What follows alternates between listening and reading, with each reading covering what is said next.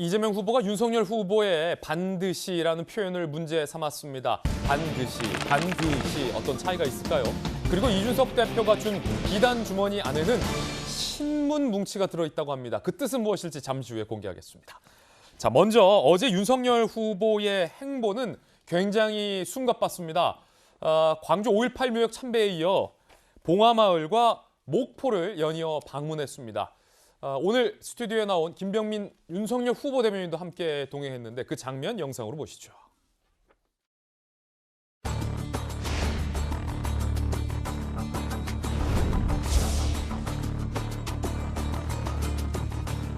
김대중 정신 하면은 가장 먼저 내세울 수 있는 것이 저는 국민 통합이라고 생각합니다.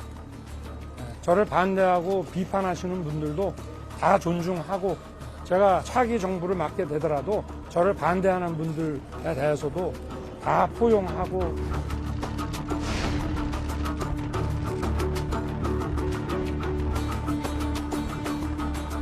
노무현 대통령께서는 국민의 그 사랑을 가장 많이 받으신 분이 아닌가.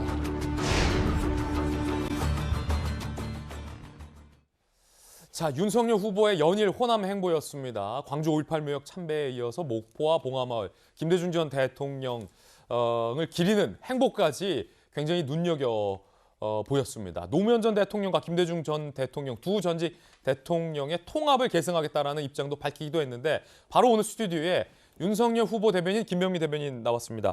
김 대변인도 같이 이제 후보랑 광주, 목포, 봉화마을 다 순회하고 지금 또 오늘 스튜디오 나오신 거죠? 네, 1박 2일 동안 수요일, 목요일 광주에서 목포 그리고 봉화마을까지 대한민국의 많은 언론인들과 함께 동행을 하고 왔습니다. 미디어에는 특히 5.18 묘역 참배 때 굉장히 광주 시민분들이 반대하는 모습 위주로 미디어엔 비춰졌는데 실제 분위기는 어땠습니까?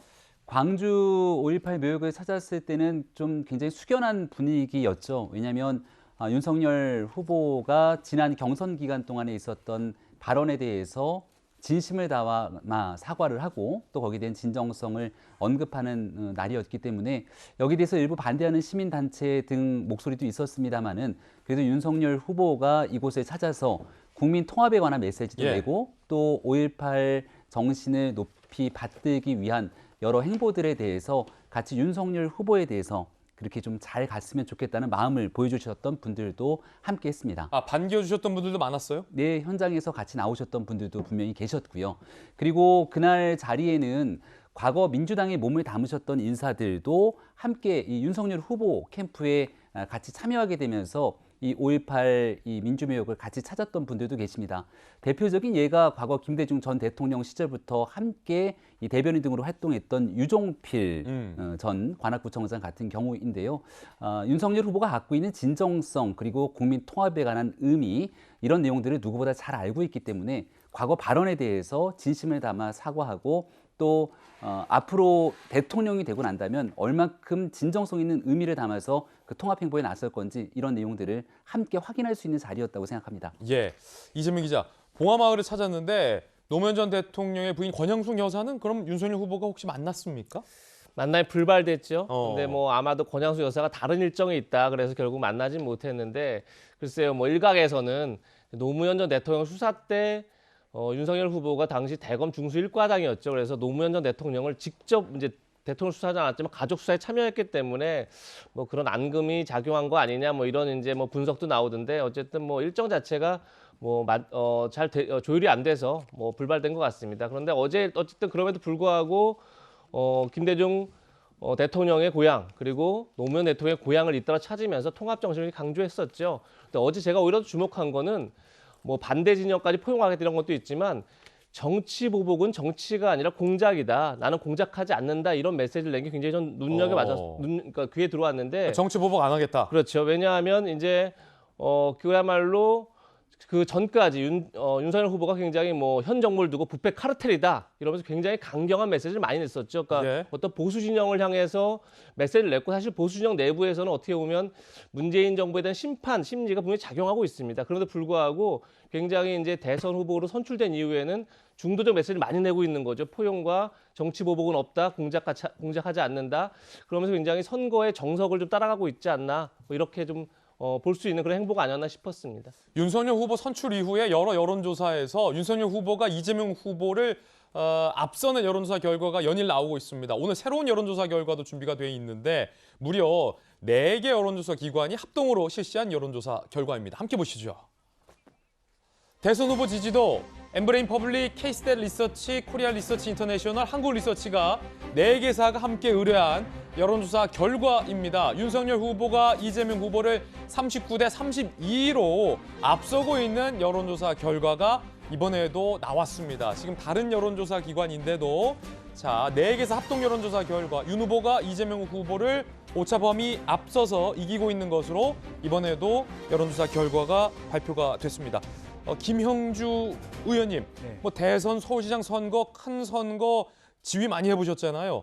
자, 지금 연일 여론조사에서 윤석열 후보가 이재명 후보를 이기는 여론조사 결과가 지금 나오고 있고, 요거는 또 특히 4개 여론조사 기관의 결과인데, 자, 요 결과 김형주 의원님은 어떻게 분석하십니까? 그래서 지난주 여론조사 결과는 아무래도 컨벤션 효과를 하고 한 조사라서 차이가 있고, 그런 의미에서 어떤 앞으로 미래의 예측성이 낮았다면 이번 네네. 여론조사는 조금 더 높아졌다, 그렇게 볼 수 있고요. 미래 예측성이 좀 높아졌다. 예, 그게 무슨 뜻입니까? 왜냐하면 이제 그 컨벤션 효과 바로 이제 국민의힘에서 대표를 선출했을 때의 여론조사는 아무래도 그쪽 팀들의 여론조사에 응했을 가능성도 컨벤션 효과가 분명히 있었기 때문에 말하자면 버블이 있을 수 있다는 것이죠. 그런데 보통 전문가들은 말하자면 두 후보 확정되고 일주일 뒤 여론조사를 굉장히 중요하게 봅니다.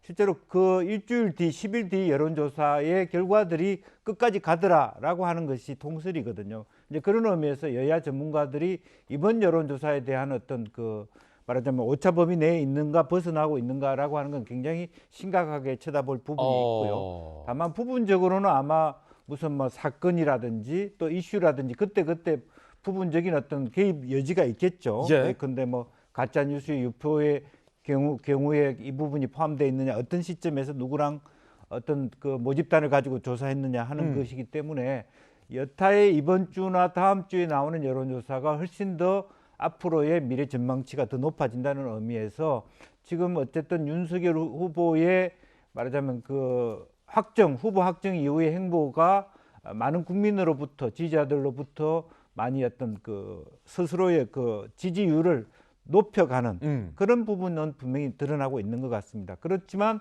또 여러 가지 악재에도 불구하고 이재명 후보가 30%를 지키고 있다는 것조차도 과거 노무현 대통령 같은 경우는 그보다 훨씬 낮은 후보 확정 이후에 낮은 수치였기 때문에 이것을 가지고 일희일비하기는 어렵다, 그렇게 봅니다. 그렇군요. 각각에게 유의미한 의미들은 있다. 흥미로운 김형주 의원님의 분석 들어봤고요.